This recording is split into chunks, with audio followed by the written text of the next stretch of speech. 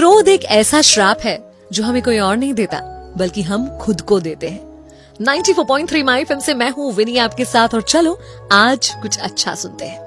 एक कारपेंटर था जो शाम होने के बाद अपनी दुकान को, जहां पर वो काम किया करता था कारपेंटरी का, उसे बंद कर जा रहा था।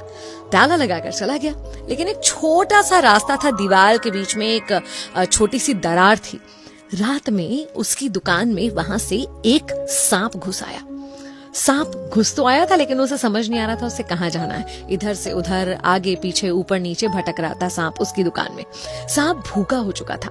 भूखा होने के कारण थोड़ा सा नाराजगी में, थोड़ा सा गुस्से में था सांप, और इधर उधर कुछ खाने के लिए ढूंढ ही रहा था। इतने में उस बढ़ई की दुकान की एक कुल्हाड़ी से इसे थोड़ी सी चोट लग गई। कुल्हाड़ी से चोट लगने के बाद सांप कुल्हाड़ी पे इतना नाराज हुआ कि उसने अपने मुंह से लोहे की कुल्हाड़ी को, धारदार कुल्हाड़ी को काटने की कोशिश की। लेकिन अंजाम क्या होना था? एक सांप अपने मुंह से अगर एक धारदार कुल्हाड़ी को काटेगा, वही अंजाम हुआ जो होना था। सांप और ज्यादा जख्मी हो गया, उसका मुंह लहूलुहान हो गया, उससे खून आने लगा।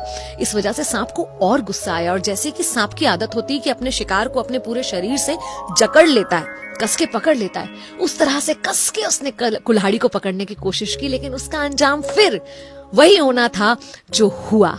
सांप को अपनी जान गंवानी पड़ी, क्योंकि कुल्हाड़ी में खुद को बुरी तरह से लपेटने के बाद सांप बुरी तरह से जख्मी हो गया। उसके शरीर के अलग अलग हिस्सों में काफी ज्यादा चोट लग गई और सांप ने अपनी जान गंवा दी। सुबह जब वो बढ़ई अपनी दुकान में वापस आया तो उसने देखा कि कुल्हाड़ी से लपटा हुआ एक मृत सांप वहां पड़ा है। कुछ खास समझ नहीं पाया बढ़ई, लेकिन हम और आप यहाँ बहुत कुछ समझ सकते हैं। सांप की मौत किसकी गलती से हुई? किसी और की गलती से नहीं। सांप को किसी और ने नहीं मारा, बल्कि सांप की जान ली खुद उसके गुस्से ने। क्या सांप के लिए जरूरी था कुल्हाड़ी की लगी ठोकर पर इतना गुस्से में रिएक्ट करना? ऐसे ही कई बार हमारे और आपके लिए भी जरूरी नहीं होता।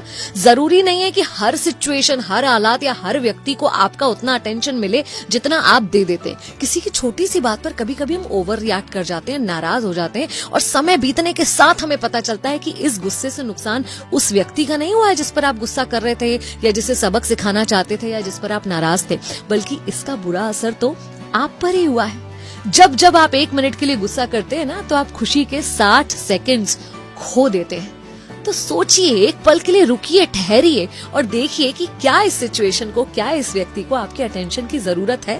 क्या वो आपकी इतनी अटेंशन को डिजर्व भी करता है जिस पर आप इतना ध्यान दे रहे हैं और नाराज होकर खुद को नुकसान पहुंचा रहे हैं? तो इस गुस्से से जितनी दूरी हो सके बनाइए। जब भी गुस्सा आए, ठहरिए, एक पल के लिए ठहरिए, सोचिए, अगर जरूरी हो तभी आगे बढ़िए। 94.3 माय एफएम से मैं विनी। चलो आज कुछ अच्छा सुनते हैं।